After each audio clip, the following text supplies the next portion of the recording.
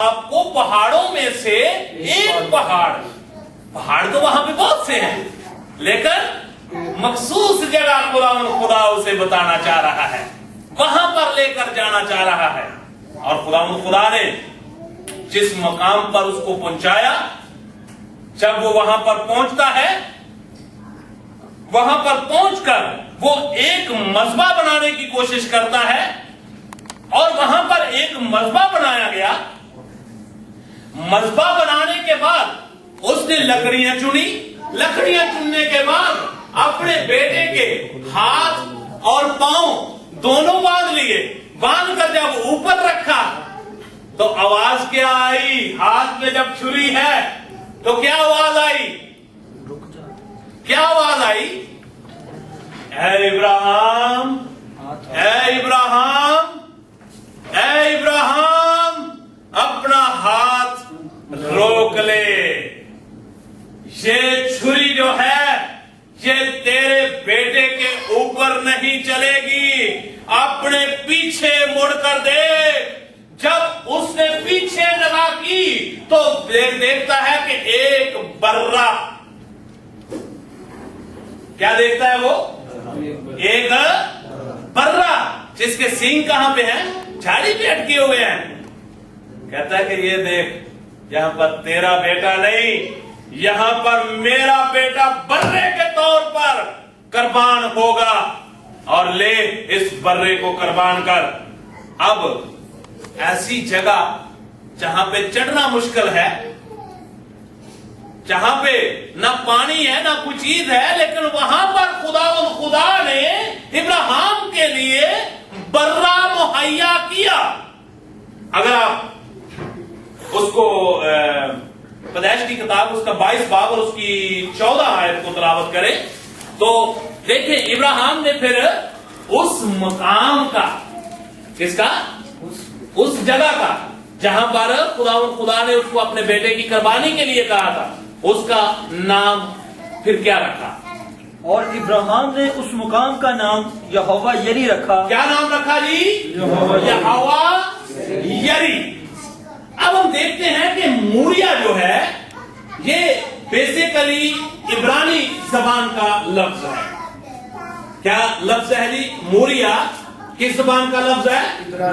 عبرانی زبان کا لفظ ہے، اور ارامی زبان کے اندر آپ کے علم کے اضافے کے لیے خداوند یسوع المسیح کی جو زبان تھی وہ ارامی تھی۔ ارامی زبان کے اندر اسی لفظ کو ماریا کے نام سے پکارا جاتا ہے۔ کس نام سے؟ ماریا۔ اور عبرانی زبان میں اس کو موریا کے نام سے پکارا جاتا ہے۔ جیسا میں نے پہلے بیان کیا کہ سالم جو ہے وہ لفظ شالوم سے لیا گیا ہے، جس کو عبرانی زبان میں شالوم کہتے ہیں۔ اب ہم دیکھتے ہیں کہ ان دونوں لفظوں کا جو مطلب لیا گیا ہے موریا اور ماریا کا، وہ ہے ماسٹر۔ وہ کیا ہے؟ ماسٹر۔ ماسٹر یعنی مار سے ماسٹر، اور اسی طرح اس کے بعد آگے آتا ہے یاہو۔ یاہو کا مطلب ہے یاہوے۔ یاہا کا کیا مطلب ہے؟ یاہوے۔ اب ان دونوں لفظوں کو جب یکجا کیا گیا تو اس کا مطلب جو ہے وہ یہ نکلا کہ یہوہ۔ کیا مطلب لکھا؟ یہوہ، یعنی کہ یہ سالم جو شہر تھا، یہ ملک یہوہ کے نام سے اس شہر کا نام رکھا گیا تھا۔ اب یہاں پر کیونکہ ابراہیم نے اس مقام کا نام کیا رکھا؟ یہوہ یری، یعنی کہ مہیا کرنے والا، یا مہیا کیا گیا ہو۔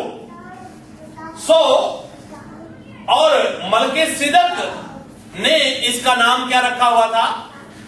سالم۔ اب ان دونوں شالوم اور یہوہ یری کو جب یکجاں کیا گیا تو اس دونوں لفظوں سے لفظ یروشلم جو ہے وہ بنا۔ यहोवा से यरू, शालूम से शलम। ये इन दो लफ्जों से मिलाकर इसका नाम यरूशलेम रखा गया। अब यरूशलेम जो है, अगर आप दूसरा तवारीख उसका 6 बाब और उसकी 20 आयत को तलावत करें तो वहां पर आपको इसका नाम जो है वो मिल जाएगा। किसके नाम पर यह नाम रखा गया? Hallelujah, praise the Lord. जी, 6 बाब और उसकी 20 आयत, दूसरा तवारीख।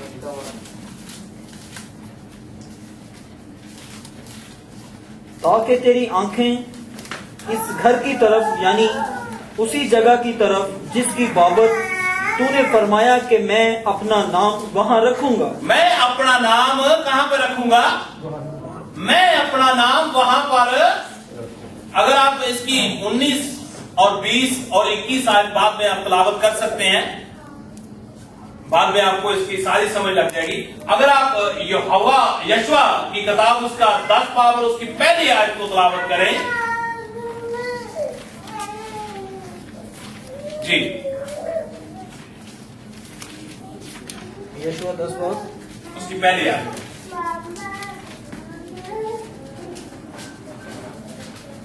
और जब यरूशलेम के बादशाह अदूनी सदक ने सुना जी कि यशवा ने आई को सिर करके उसे नेस्तो नाबूद कर दिया, जी। और जैसा उसने यरीहो और वहां के बादशाह से किया वैसा ही आई और उसके बादशाह से किया, और हबरून के बाशिंदों ने बनी इसराइल से सुलह कर ली। आमीन।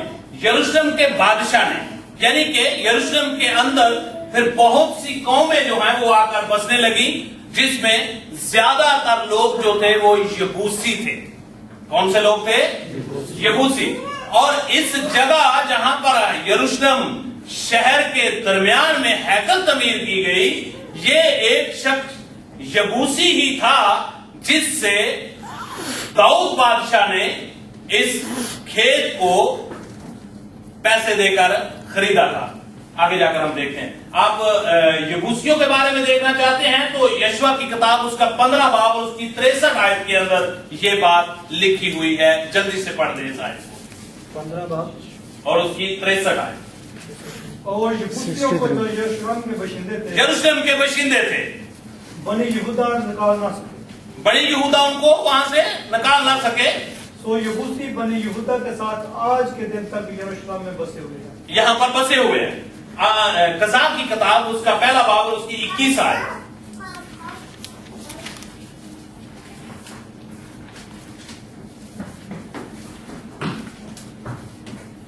और बनी बिन्यामीन ने उन यबूसियों और जो यरूशलेम में रहते थे ना निकाला, सो यबूसी बनी बिन्यामीन के साथ आज तक यरूशलेम में रहते हैं। आमीन। अब दूसरा शमूएल उसका 5 बाब और उसकी 6 आयत।